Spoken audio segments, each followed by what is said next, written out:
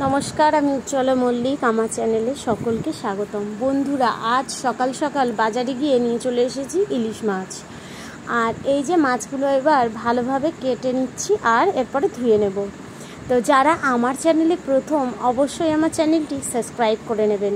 বন্ধুরা, কথা বলতে বলতে মাছ ধোয়া হয়ে গেছে। এখানে বাটিতে দিয়েছি কালো সর্ষে, সাদা সর্ষে আর পোস্ত। এর মধ্যে দিয়ে দিচ্ছি 2-1টা কাঁচা লঙ্কা। এবার এটা আমি জল দিয়ে ভিজিয়ে রাখবো। জল দিয়ে বেশ মিনিট 5 ভিজিয়ে রাখলে পোস্ত সর্ষে সমস্ত কিছু বেশ নরম হয়ে যাবে এবং শিলপাটায় বাটতেও আপনার সুবিধে হবে। এখানে নিয়েছি 3টে মাছের পিস। এবার এর গায়ে দিয়ে দেব লবণ আর হলুদ।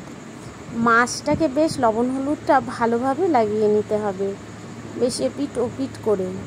তো দেখুন আমি কিভাবে মাছের গায়ে লবণ হলুদটা মাখিয়ে নিচ্ছি।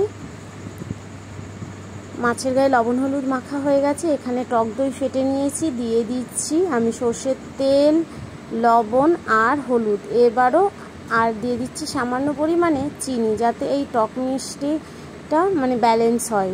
এর সঙ্গে যেহেতু লঙ্কা বাটাও যাবে, সেই জন্য টক আর ঝালের ব্যালেন্স হওয়ার জন্য সর্ষে দিয়েছিলাম চিনি। এবার এই মিক্স করা ব্যাটারটা দিয়ে দিলাম সর্ষে পোস্ত বাটার মধ্যে। এবার এগুলো একসঙ্গে ভালোভাবে মিশিয়ে নিয়েছি।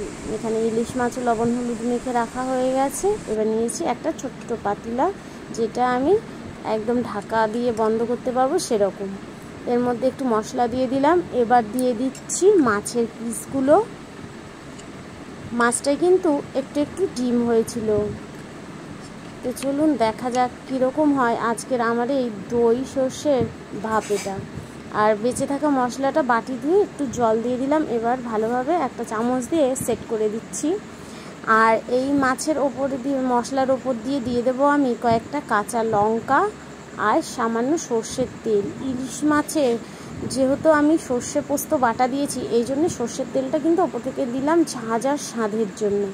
এবার 10 থেকে 15 মিনিট এইভাবে ঢাকা বন্ধ করে ভাপিয়ে নিলেই দেখুন কি সুন্দর ফুটছে আমাদের ইলিশ মাছের ভাপেটা। তো বন্ধুরা, এটা কিন্তু টিফিন বাটি ঢাকনা বন্ধ করেও করতে পারেন, আবার এইভাবে করলেও করতে পারেন। তো তৈরি হয়ে গেছে আমাদের ইলিশ মাছ ভাপে।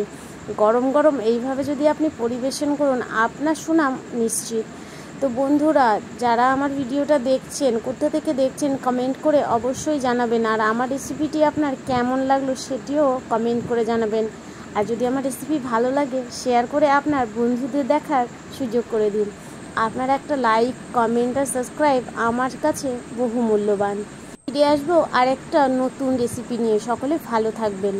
ধন্যবাদ।